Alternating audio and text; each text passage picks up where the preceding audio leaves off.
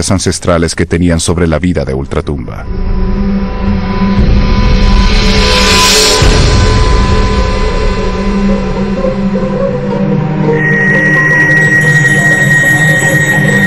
En la región norteña de Lambayeque, encontramos extrañas colinas carentes de vegetación. No son naturales, son edificaciones moche horadadas por el tiempo y los fenómenos climatológicos.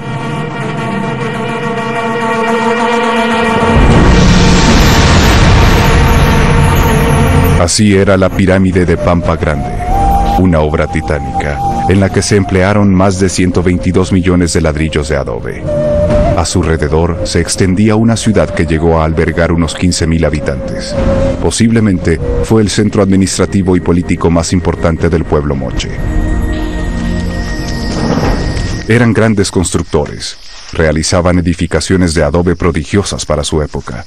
Pirámides truncadas, plataformas, amplios recintos, plazas y rampas de acceso formaban parte de sus importantes centros religiosos.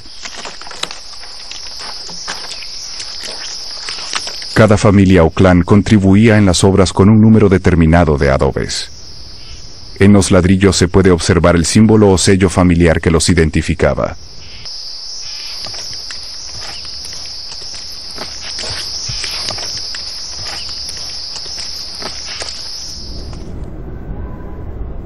Los templos crecieron por adiciones. Las fachadas se cubrían con remodelaciones sucesivas. Luego se enlucían. Se pintaban de rojo o amarillo y se decoraban con relieves policromados representando dioses, escenas míticas o ceremonias religiosas. Construían con bloques unidos por juntas de dilatación para amortiguar los movimientos sísmicos. En las pirámides se encontraban los oratorios y altares de sacrificio, las dependencias en las que vivían el señor y los sacerdotes, y las salas de recepción donde se reunían los nobles y los jefes militares. Cuando había consejo, los acólitos del templo espolvoreaban cinabrio para que el señor no pisara directamente el suelo. El sulfato de mercurio, también llamado cinabrio, era un elemento sagrado que se utilizaba en las ceremonias religiosas y para ungir a los cadáveres.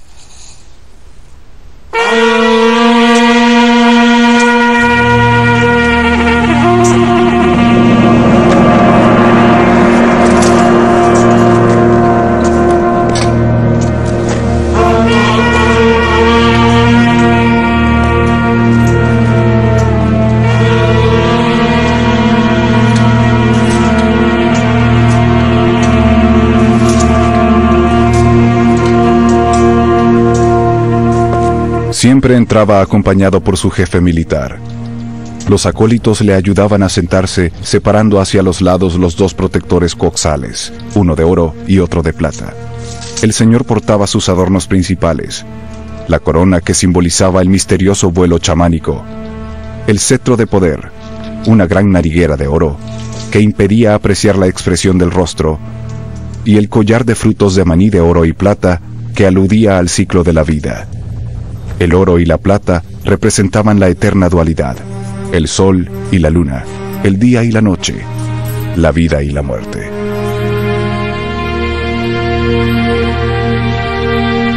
Era una sociedad muy jerarquizada.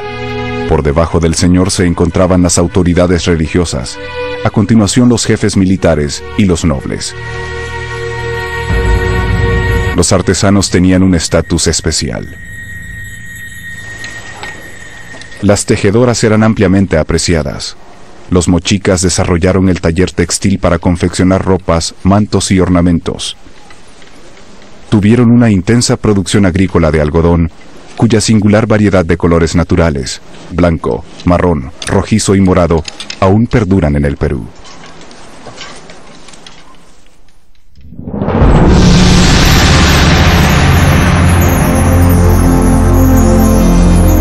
Principios de mayo de 2007. Hoy es un día muy especial para Walter Alba y su equipo de arqueólogos. Hace 7 años se paralizaron las excavaciones en Huaca Rajada por falta de recursos económicos. Hoy se han reanudado y las expectativas son muy grandes. Aquí, en la plataforma funeraria, hace 7 años quedó inconclusa la excavación de una tumba, una cámara funeraria localizada exactamente donde estoy parado. Tenemos la expectativa, no sabemos quién está sepultado aquí. Un guerrero, un jefe militar, alguien importante del entorno de los señores de Zipán. En pocos días se alcanza el mismo nivel de excavación de la tumba que en el año 2000. Se encuentra un repositorio de ofrendas que augura la importancia del personaje que van a exhumar. Nuestras cámaras registrarán paso a paso este nuevo hallazgo.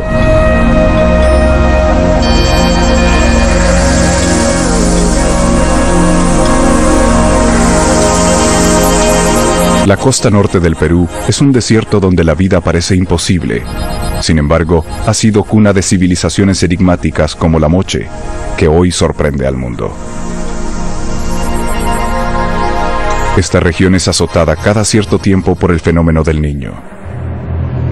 Normalmente, las nubes empujadas por el viento descargan en las montañas andinas, pero excepcionalmente, cuando llega al litoral una corriente cálida llamada del Niño, se producen descargas torrenciales, tanto en la costa como en las montañas, que causan terribles catástrofes.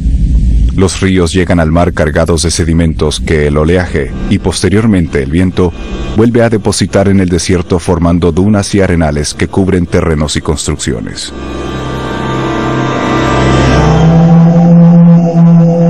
Los mochicas atribuían las venidas del Niño a la cólera de sus dioses, por eso sus constantes ofrendas y sacrificios humanos. Sus deidades se relacionaban con la naturaleza, tenían los atributos de los animales totémicos y habitaban en valles, montañas, ríos o en el mar, como el dios de las profundidades representado por el pez demonio. Por encima de todos se encontraba el poderoso Ayapec, de rostro felino.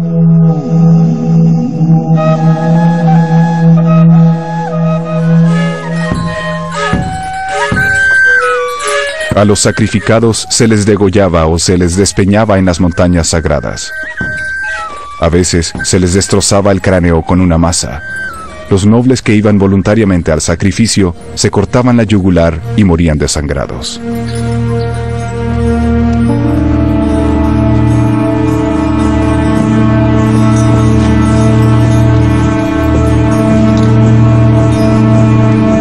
Los sacrificios humanos de los mochicas nunca fueron tan masivos como los que realizaron los mayas, contemporáneos a ellos. Chik Yosen, Chepeken Meis Kismiren, Ayapeken Faskeke y Seyoñi, Singo, Siang, Chiamo Chisequero le miser, Nyov Mo le miser.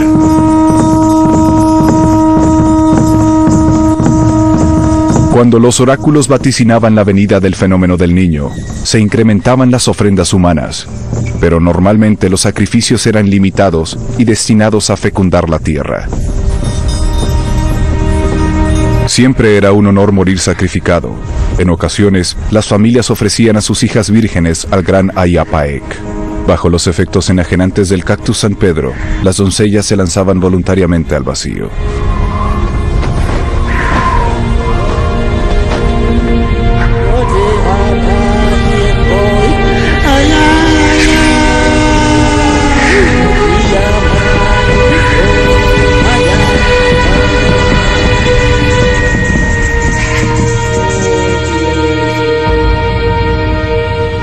Los sacerdotes señalaban los sacrificios tras consultar a los dioses. En los murales del patio ceremonial de la Huaca de la Luna, vemos numerosas estrellas que representan al cactus San Pedro, el vehículo que utilizaban para comunicarse con el ultramundo. Era el cactus de los dioses. Su principal alcaloide es la mescalina, un fármaco alucinógeno cuya ingestión provoca estados de conciencia alterada y profundos trances. En el templo dedicado a la diosa lechuza, la sacerdotisa mochica presidía las ceremonias en las que se ingería el San Pedro, quizás la planta mágica más antigua de América del Sur. Durante el ritual, se liberaba de la materia y viajaba a través de las regiones cósmicas hasta la morada del gran dios Ayapaec. Las novicias del templo eran iniciadas desde niñas en los vuelos chamánicos. Juan Marchi, yo Santana Yongue.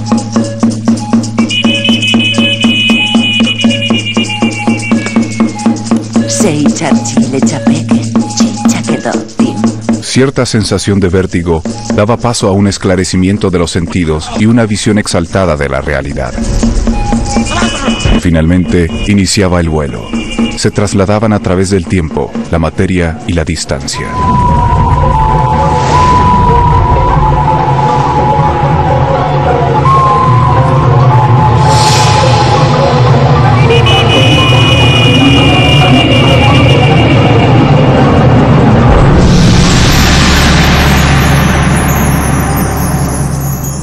La nueva tumba podría haber sido saqueada.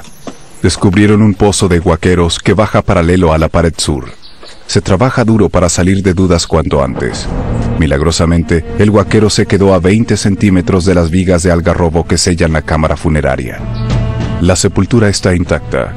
El hallazgo es importante. Deberán vigilar día y noche desde su campamento.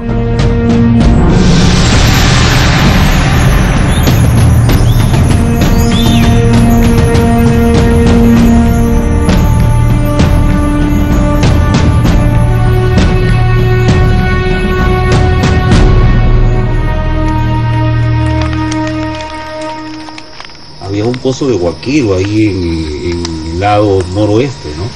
Que hemos ido llevándolo y se ha quedado justo 20 centímetros de las vigas de algarrobo, ¿no? De la cobertura. Y en el fondo hemos encontrado una zapatilla, ¿no? La zapatilla todavía marca Dunlop, número 38. Pero bueno, ya pasó esta preocupación. No ha pasado nada ya. Menos mal que está intacto todo. Enseguida regresamos. Por la mañana hay mucha actividad.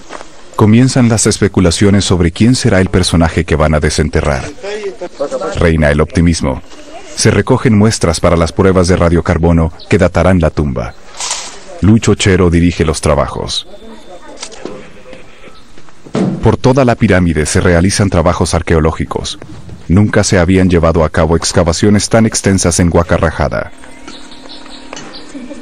Se descubren 20 entierros de la cultura chimú, lo que indica que este lugar continuó siendo sagrado mucho después del ocaso mochica. Entre los trabajadores, casi todos de la aldea de Zipán, encontramos a un personaje especial que demuestra una vez más las vueltas que da la vida. Se trata de Teófilo Villanueva, al que vemos llevar la carretilla de la Unidad 4. Es el huaquero que nos contaba cómo entraron en la tumba que fue saqueada hace 20 años. Al igual que otros que solían saquear entierros, hoy trabaja para Walter Alba. Saben que estas excavaciones y el museo del sitio que se está construyendo atraerán a muchos visitantes, y eso será muy importante para ellos y para el pueblo. ¿Lo bajamos un poquito más? ¿Lo bajamos un poquito más? ¿Lo bajamos un poquito más? Tras dibujar las vigas de algarrobo, se penetra en la cámara funeraria.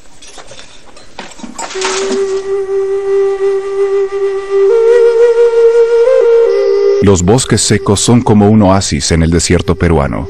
El algarrobo es la especie predominante. Su madera siempre se ha utilizado por su dureza y resistencia. Los impetuosos ríos que nacen en los Andes llegan al árido territorio costero tras labrar quebradas y cañones, como los del río Santa.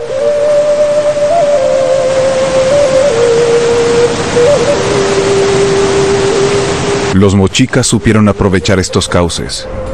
Gracias a sus conocimientos en la construcción de canales y en las técnicas de irrigación, convirtieron el desierto en un auténtico vergel, lo que significó el movimiento de cientos de miles de toneladas de tierra, una obra hidráulica aún no superada, que permitió cultivar el doble de parcelas de las que se cultivan hoy en día en los mismos valles.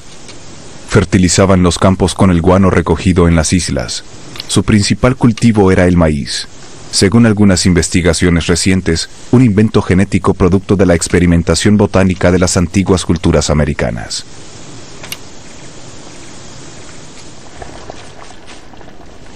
También vivían de cara al mar. El pescado y los moluscos eran parte cotidiana de su alimentación.